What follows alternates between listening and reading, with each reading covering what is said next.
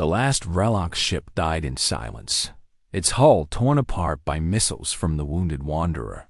Commander Daniel Pierce watched the debris scatter across the void and felt no satisfaction, only exhaustion.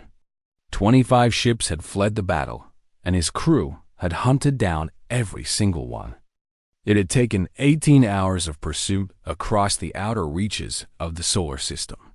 Now it was done. 312 enemy vessels destroyed or disabled. Not one survivor to carry word back to the Imperial sovereignty. Earth was safe.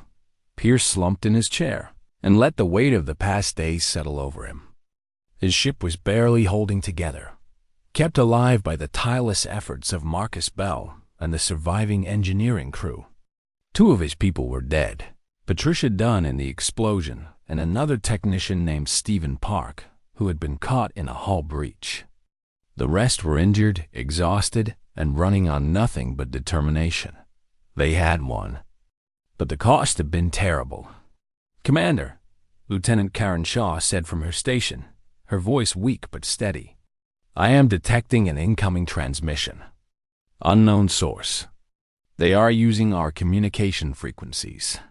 Pierce straightened in his seat. On screen, the main display flickered and a face appeared. It was not human. The being had features like a bird, with bright feathers around intelligent eyes and a curved beak that somehow seemed capable of smiling. The creature wore robes of deep blue and regarded Pierce with an expression of cautious respect. "Vessel Wanderer," the alien said in perfect English, its voice melodic and calm. "I am Ambassador Rellan of the Teleri species, representing the Galactic Concord. We have been observing your battle with great interest." Pierce felt a flash of anger cut through his exhaustion. "Observing? Yes, I imagine you found it very entertaining. Did you bring refreshments while you watched us die?" Rellan did not seem offended by the harsh words. "I understand your bitterness. The Concord classified your world as primitive many years ago. We did not interfere when the Imperial sovereignty targeted you because we did not believe there was anything worth saving. We were wrong. How generous of you to admit that now. Commander Pierce, what you have accomplished here is unprecedented. The Imperial sovereignty has conquered 43 worlds in the past 10 years. None of them managed to destroy even a single sovereignty vessel. You have eliminated an entire fleet with 1 ship and 12 crew members. The Concord has never seen anything like it." Pierce glanced at his crew. Shaw was watching the screen with barely contained hostility. Grant, still lying on the floor with his wounds, managed to raise his head to listen. Marsh sat quietly at her station, her expression unreadable. "What do you want, Ambassador?" Pierce asked.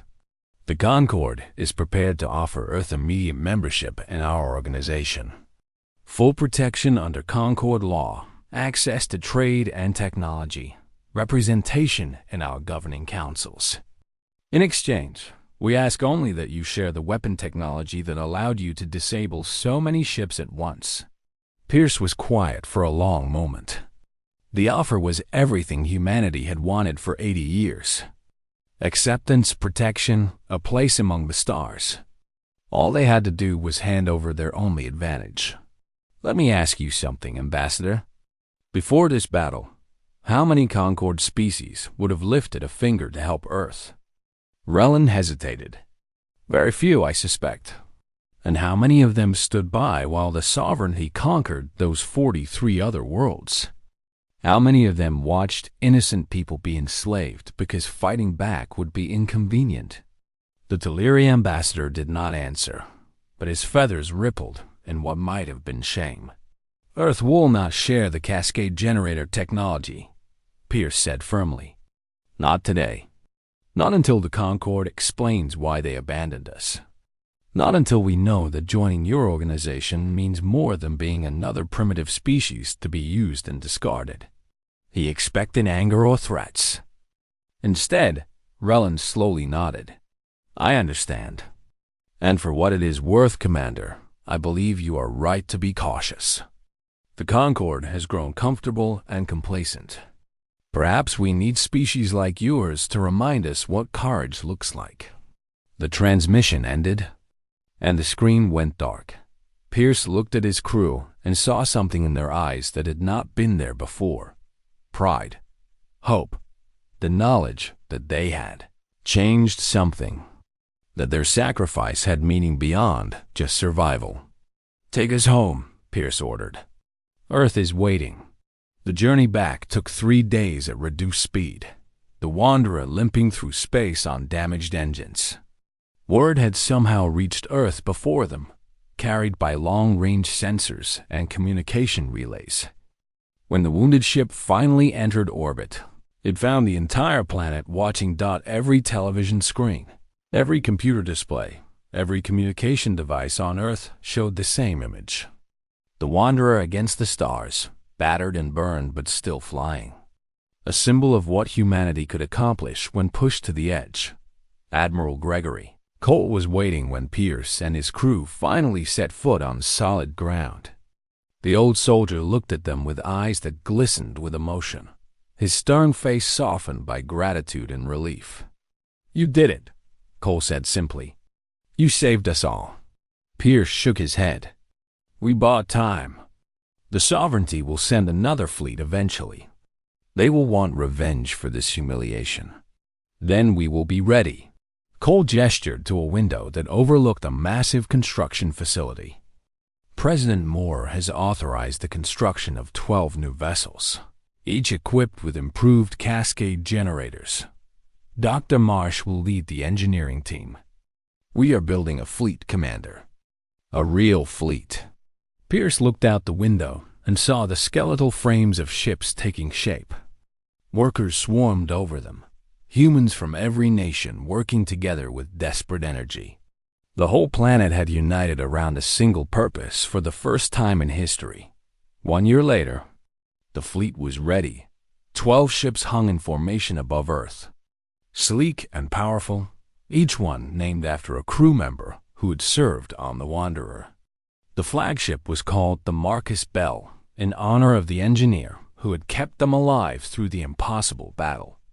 Another was named the Patricia Dunn, a memorial to the young technician who had given her life.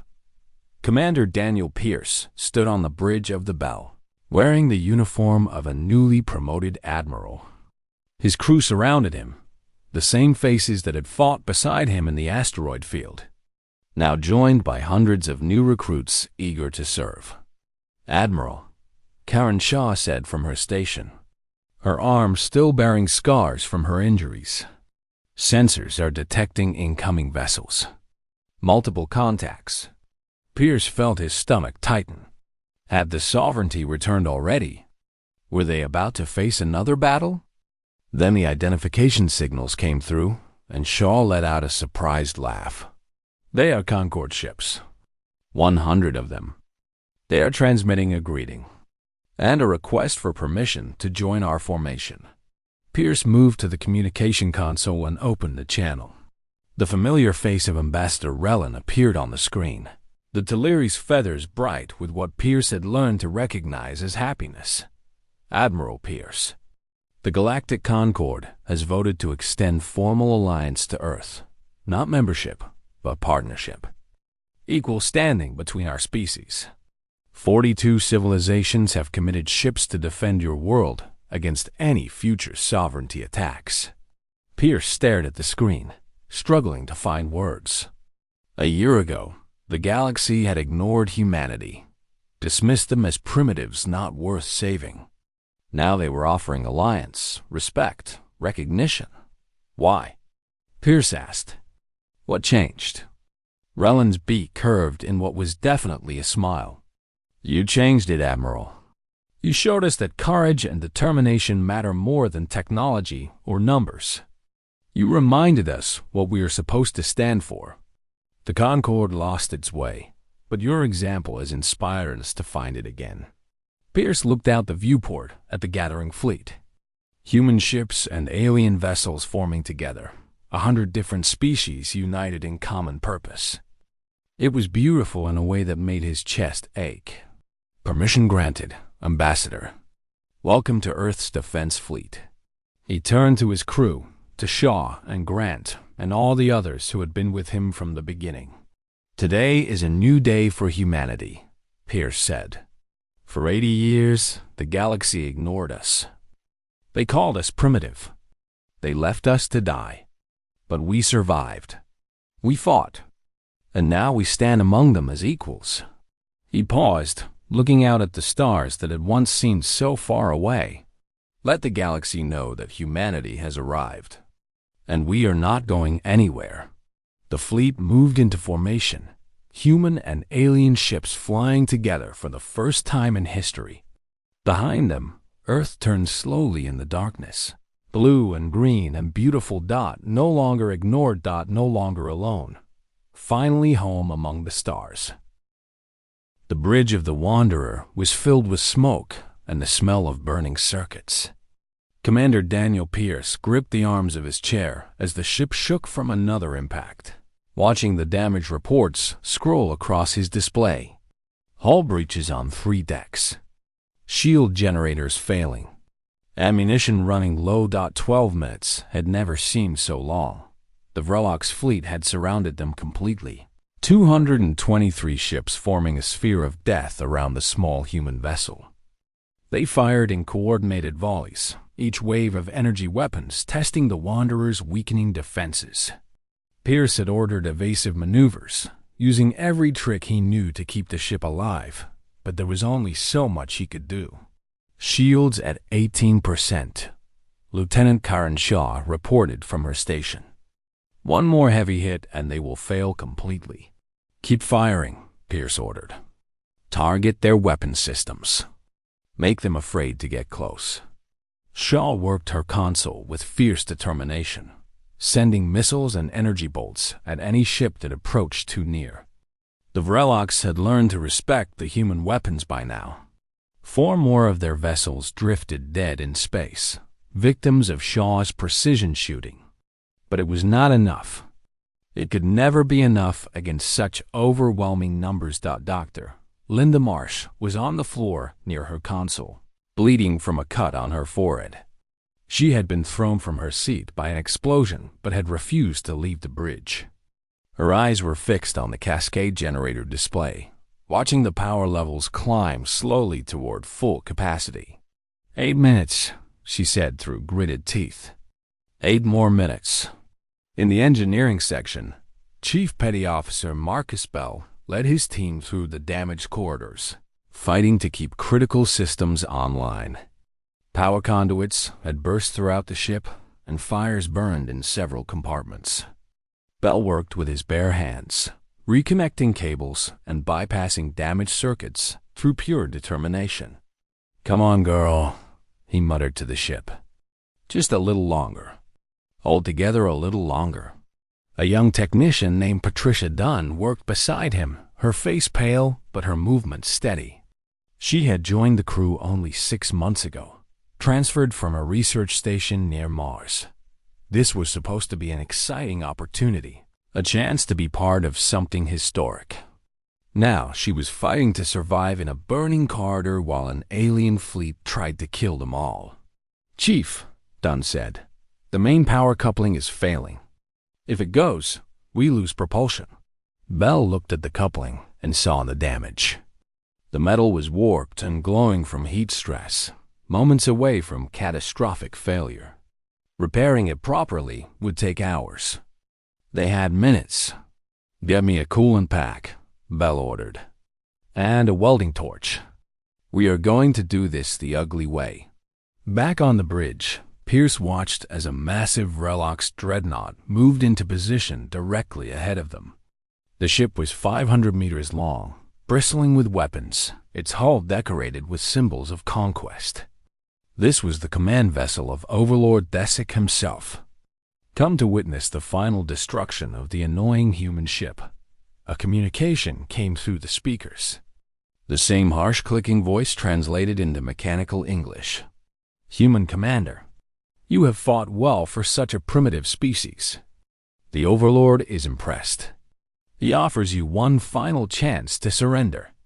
Your crew will be taken as honored prisoners rather than common slaves. This is a rare mercy. Accept it."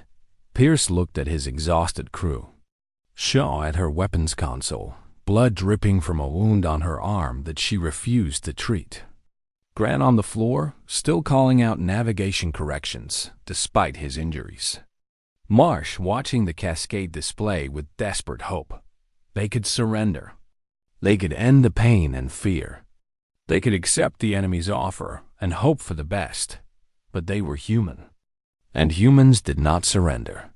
"This is Commander Pierce," he said into the communication system. "Tell your overlord that Earth's answer is no. We will fight until we cannot fight anymore. And when we are gone, others will take our place.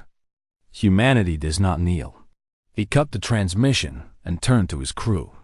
"All hands, prepare for final assault. We are going straight at the flagship." The Wanderer accelerated toward the massive dreadnought, its engines straining against the damage and the weight of the moment. The Vrelok ships around them opened fire from all directions, energy beams and missiles tearing through space.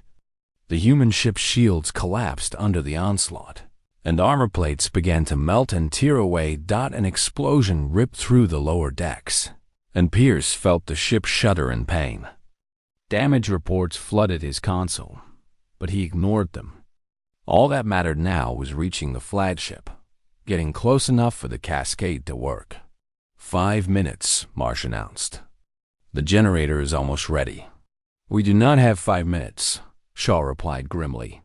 "Hull integrity is critical. One more major hit, and we break apart." Pierce pushed the engines harder, demanding everything the ship could give. The flagship grew larger on the viewport, its weapons charging for a killing blow.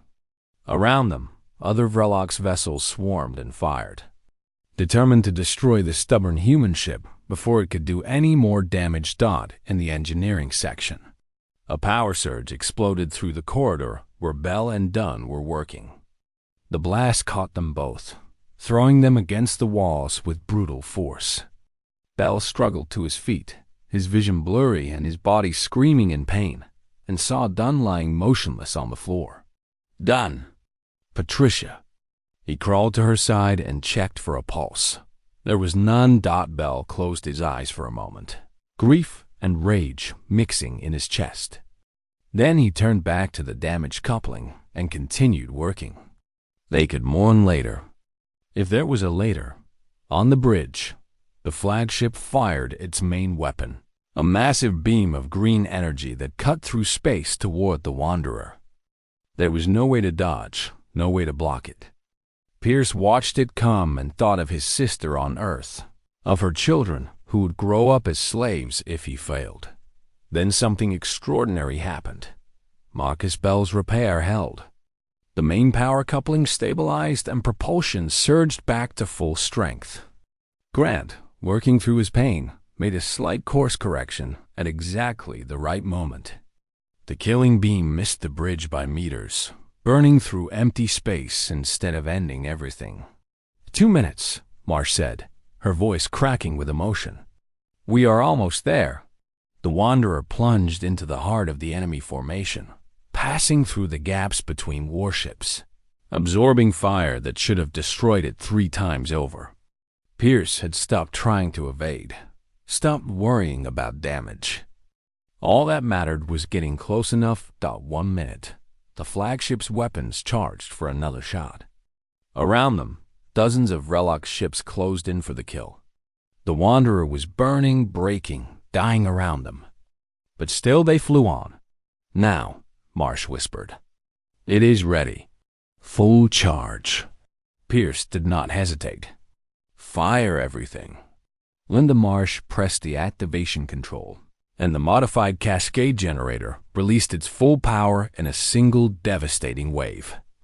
The pulse expanded in all directions, stronger than anything they had fired before, reaching every ship within thousands of kilometers. 198 Vrelok's vessels went dark simultaneously.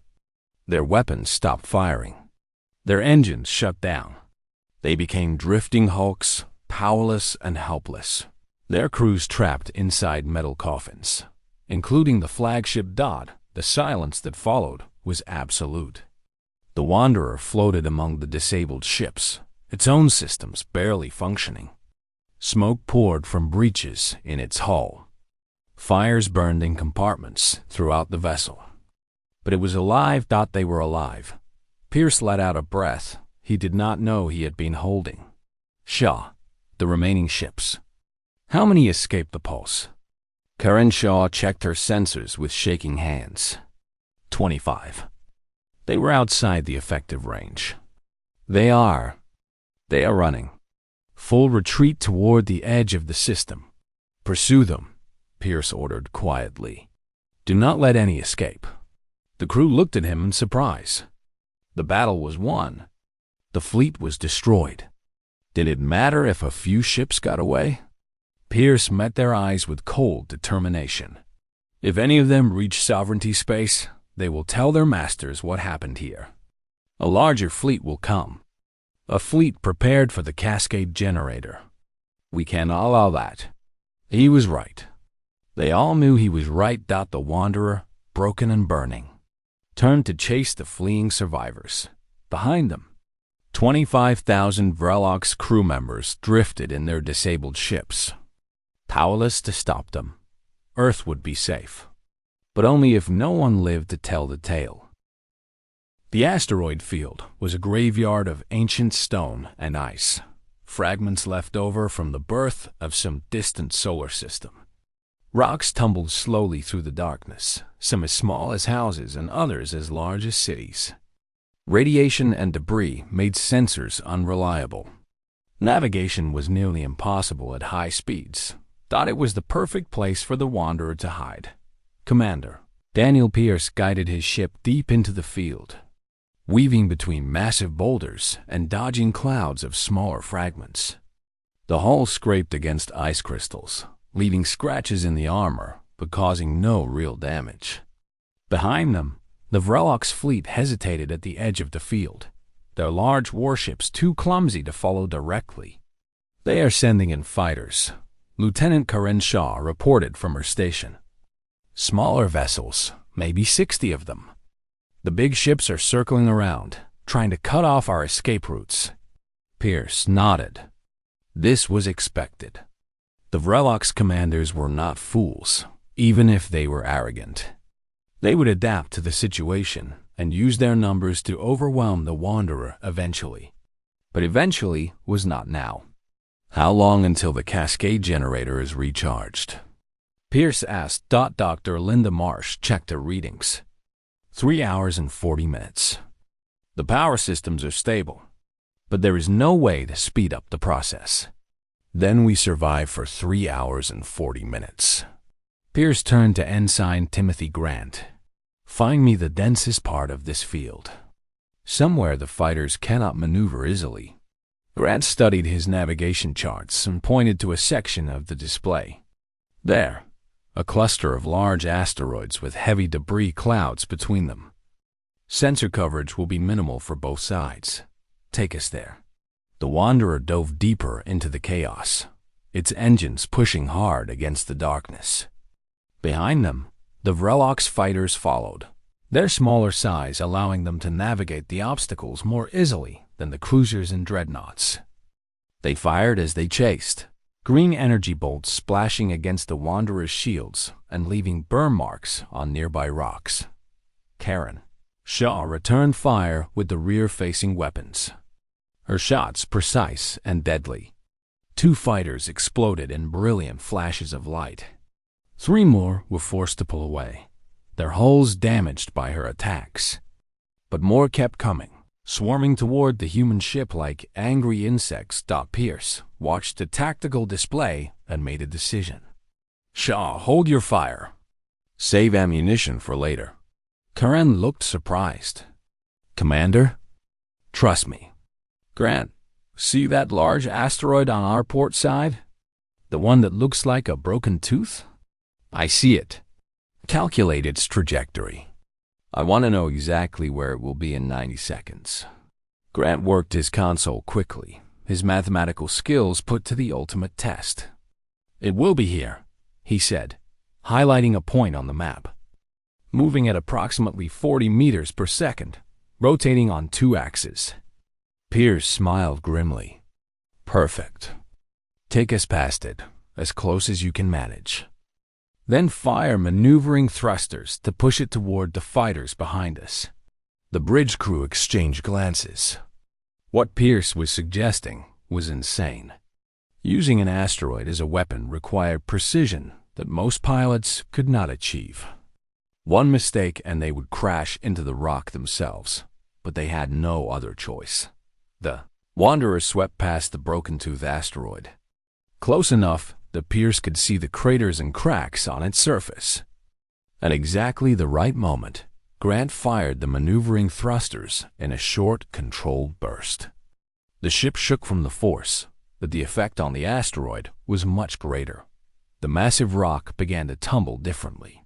Its rotation altered just enough to send it spinning into the path of the pursuing fighters. The Vrelok's pilots saw it coming too late. 8 of them tried to scatter, but the asteroid was too large, moving too fast. 4 fighters were crushed instantly.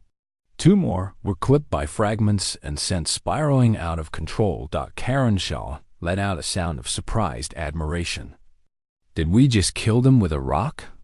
"Humanity has been killing enemies with rocks for 1,000,000 years," Pierce replied.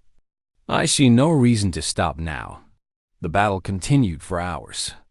Pierce led the Wanderer through the densest parts of the asteroid field, using the terrain to neutralize the enemy's numerical advantage. Grant calculated trajectories, while Shaw picked off targets with careful precision. Marcus Bell and his engineering team worked constantly, repairing damage and rerouting power to keep the ship functioning. The Vreloks adapted, but slowly. They were not used to fighting enemies who thought like humans, who used primitive tactics and environmental hazards as weapons. Their training had prepared them to crush inferior species with overwhelming force, not to hunt a single ship through a maze of stone dot by the end of the 2nd hour. 47 more Vrelok's vessels had been destroyed or disabled. The asteroid field was littered with wreckage and debris, but the Wanderer had taken damage too. Sections of the hull had been breached. 3 crew members were injured, including Ensign Grant, who had been cut by flying shrapnel when a console exploded near his station. Dr. Marsh had to leave the engineering station to treat his wounds, applying emergency bandages while the ship continued to shake from impacts and near misses. Pierce took over her console temporarily, trying to manage both navigation and engineering at once. "Commander," Grant said weakly from his position on the floor, "there is a planetoid at the edge of the field, large enough to have its own gravity. If we can reach it, we could use the mass to slingshot around and gain speed." Pierce checked the sensors and saw what Grant meant. The planetoid was massive, nearly 1,000 kilometers across. It anchored one edge of the asteroid field, its gravity drawing in smaller rocks and debris. Reaching it would be dangerous, but Grant was right. The maneuver could work. "Plot the course," Pierce ordered. "Everyone hold on. This is going to be rough." The Wanderer turned toward the planetoid, accelerating through a gauntlet of enemy fire. The remaining Vrelok ships had regrouped now, forming a net around the asteroid field to trap the human vessel. Their flagship broadcast constant demands for surrender, promising quick deaths if the crew submitted. Pierce ignored the transmissions. Surrender was not something he was willing to consider. The planetoid grew larger on the viewport, a gray and barren world with no atmosphere and no life. The Wanderer dove toward its surface, using the gravity well to build speed and momentum. For a terrifying moment, Pierce thought they were going too fast, that they would crash into the rocky surface below. Then Grant, working from his position on the floor with bandaged hands, made a final correction. The ship curved around the planetoid, slingshotting past its horizon and emerging on the other side with tremendous velocity. But the Vrelocks had anticipated the maneuver. 50 ships waited on the other side, their weapons already charged and aimed. "They have us boxed in," Shaw reported, her voice tight with stress. "No room to maneuver. No asteroids for cover." Pierce looked at the display and saw that she was right. They were trapped against the planetoid's surface, with enemies on all sides. The only way out was through the Vrelocks formation, and they did not have enough firepower to break through. "Dr. Marsh," Pierce said quietly, "how long until the cascade is ready?" Linda checked her console with trembling hands. 12 minutes. "We just need 12 more minutes." Pierce looked at his crew, at their exhausted faces and determined eyes. 12 minutes might as well be 12 hours. The Vrelocks would destroy them long before then, but giving up was not in his nature. "All hands," Pierce announced through the communication system, "prepare for close combat. We are going to buy those 12 minutes the hard way." The Wanderer turned to face the enemy fleet, a single wounded ship against 50 warships. On the flagship, Overlord Desic watched with satisfaction, confident that the annoying human vessel was finally about to be destroyed. He had no idea what was coming next. The Wanderer traveled through the darkness between worlds, moving faster than any human vessel had ever moved before. The stars outside the viewports had become streaks of light, bent and twisted by the ship's faster-than-light drive. Inside the small bridge, Commander Daniel Pierce watched the countdown on his console and tried to control his breathing. 3 days had passed since they left Earth in a few hours. They would intercept the enemy fleet. Dr. Linda Marsh sat at the engineering station, running diagnostics on the cascade generator for the 100th time. The device was their only real advantage, and she needed it to work perfectly. She had built it using theories that no galactic species had ever considered, powered by antimatter reactors that humanity had developed in isolation. The Concorde and their allies used a standardized energy core technology, efficient and reliable. The cascade generator could disrupt those cores, shutting down any ship that relied on them. The Vrelocks fleet used Concorde's standard technology. They had bought or stolen it centuries ago, dropping out of faster-than-light in 2 minutes. Ensign Timothy Grant announced from the navigation station. His voice was steady, but Pierce could see the tension in his shoulders. "All hands to battle stations," Pierce ordered through the ship's communication system. "This is not a drill. We are about to make contact with the enemy." Lieutenant Karen Shaw activated the weapons console, her fingers moving across the controls with practice speed. "Cascade generator is charged and ready. Conventional weapons are online. Shields are at full power." Pierce nodded. The Wanderer carried more than just the cascade generator. It had missiles, energy cannons, and point defense systems. Human engineers had built the most dangerous ship they could imagine, using every weapon they could design. It was still just one ship against hundreds, but at least it had teeth. The countdown reached 0, and the stars snapped back into focus. The viewports filled with the blackness of deep space, and then the sensors began to paint a picture that made Pierce's blood run cold. 312 ships hung in formation ahead of them. The Vrelocks fleet was enormous, stretching across thousands of kilometers. There were small fighters, medium cruisers, and massive dreadnoughts bristling with weapons. At the center of the formation was the flagship, a vessel nearly 2 kilometers long, covered in spikes and armor plates that made it look like some monstrous insect. "Contact confirmed," Grant said, his voice barely above a whisper. "The Imperial Sovereignty fleet is directly ahead. Range is approximately 50,000 kilometers." Pierce stared at the fleet and felt a moment of pure despair. How could anyone fight that? How could one small ship make any difference against such overwhelming force? Then he thought about Earth, about his sister, about the billions of people counting on them without even knowing it. "Open a communication channel," Pierce ordered. All frequencies. Let them know we are here. The communication officer, a young woman named Patricia Dunn, worked her console. Channel open, Commander. Pierce spoke clearly into the microphone. Attention, Imperial Sovereignty Fleet. This is Commander Daniel Pierce of the Earth vessel Wanderer. You are approaching our solar system with hostile intent. Turn back now, or we will be forced to defend ourselves. For a long moment, there was only silence. Then the speakers crackled with a response. The voice that came through was harsh and clicking, translated by the ship's computer into flat, mechanical English. Human vessel. Your world has been claimed by the Imperial sovereignty. Your species will serve the Vrelox as laborers and livestock. Resistance is not permitted. Surrender your vessel, and your crew will be given quick deaths as a reward for your courage. Karen Shaw made a sound of disgust. Livestock? Did that bug just call us livestock? Pierce kept his expression neutral, but inside he felt a cold anger building.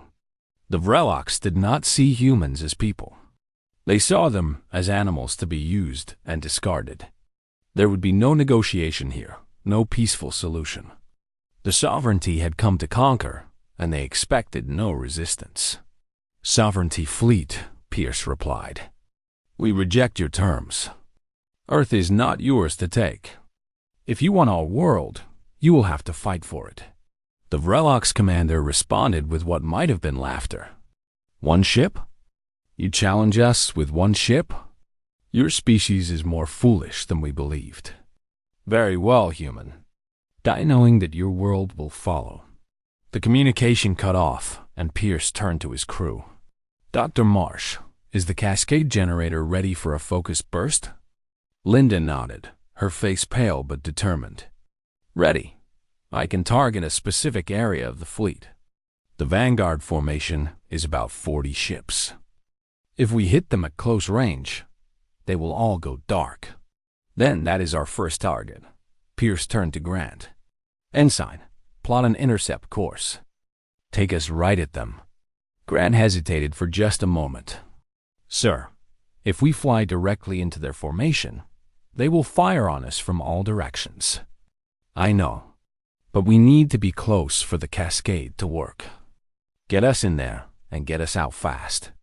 The young officer swallowed hard, then turned back to his console. Course plotted. Engaging now. The Wanderer surged forward, accelerating toward the enemy fleet at maximum speed. On the sensors, Pierce watched as 40 Vrelox ships broke formation and moved to intercept them. They were fast and aggressive. Exactly what he had expected from a species that had conquered dozens of worlds. Enemy weapons charging, Shaw reported. They will be in firing range in 30 seconds. Hold course, Pierce ordered. Dr. Marsh, prepare to fire the cascade on my command. The distance closed rapidly. 20,000 kilometers. 15,000. 10,000. Pierce could see the enemy ships clearly now. Ugly vessels covered in weapon turrets and sensor spines. They looked like wasps, designed to swarm and overwhelm their prey. The first energy beams lanced out from the Vrelox formation, bright green lines of destruction that cut across the void. The Wanderer shook as shields absorbed the impacts, but Pierce held his nerve. Steady. Keep us on course. 5,000 kilometers. The cascade generator needed to be close, needed to catch as many ships as possible in its effect. Pierce watched the range counter drop and waited for exactly the right moment. Now, fire the cascade. Linda pressed the activation control, and something extraordinary happened. A wave of energy expanded from the Wanderer in all directions, invisible to the eye but devastating to any ship in its path. The 40 Vrelox vessels in the Vanguard flickered and went dark. Their weapons stopped firing. Their engines shut down. They began to drift, powerless and helpless, carried by their own momentum through empty space. Karen Shaw let out a breath of disbelief. It worked. It actually worked. Pierce allowed himself a small smile. "Get us out of here." Full speed toward that asteroid field on the sensors. "We need distance before they recover." The Wanderer turned and accelerated away from the stunned fleet. Behind them, Pierce could see the remaining Vrelok ships hesitating, confused by what had just happened. 40 of their vessels had been disabled by a single attack from a single ship. Their commanders had no idea how to respond. Then the flagship began to move, and the entire fleet followed. "Commander," Grant said nervously, "the remaining ships are pursuing. All 270 of them." Pierce nodded grimly. They had won the first exchange, but the real battle was just beginning. How long until the cascade generator can fire again? Linda checked her console. 4 hours minimum. The power systems need time to recharge. 4 hours.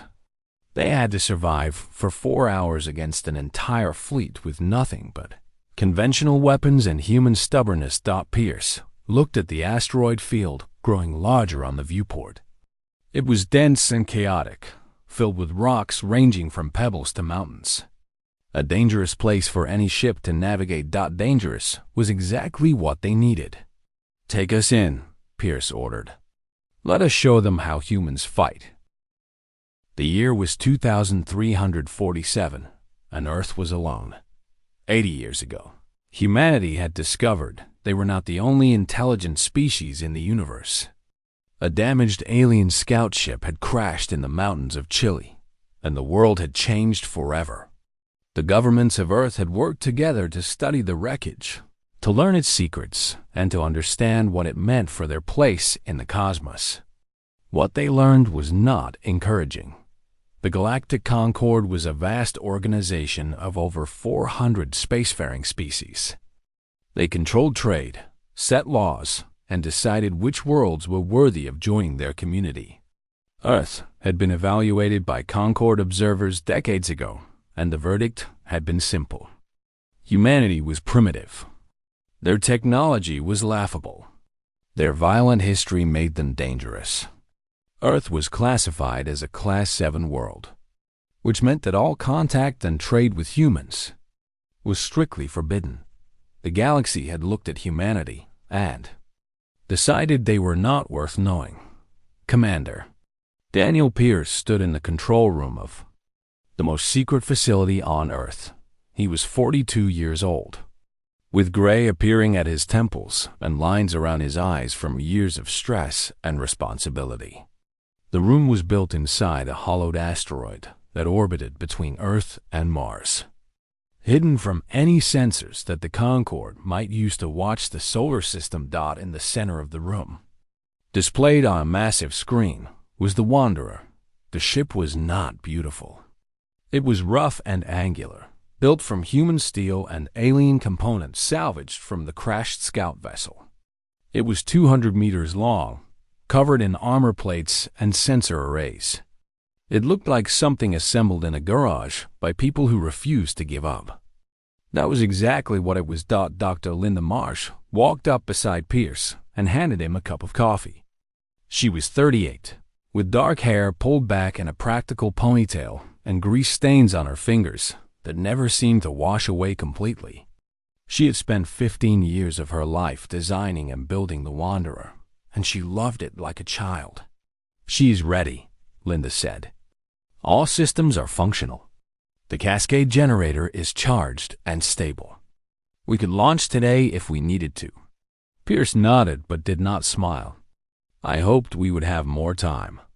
More ships. More options." "We work with what we have," Linda replied. "That has always been the human way." The door behind them opened and Admiral Gregory Cole entered the room. He was 56 years old, a tall man with a shaved head and the bearing of someone who had commanded soldiers for most of his life. His face was grim, which was not unusual, but today it carried something worse: fear. "The long-range stations have confirmed it," Cole said. "A fleet is approaching the solar system. 312 vessels. They will reach Earth in approximately 4 days. Pierce felt his stomach drop. The Concorde?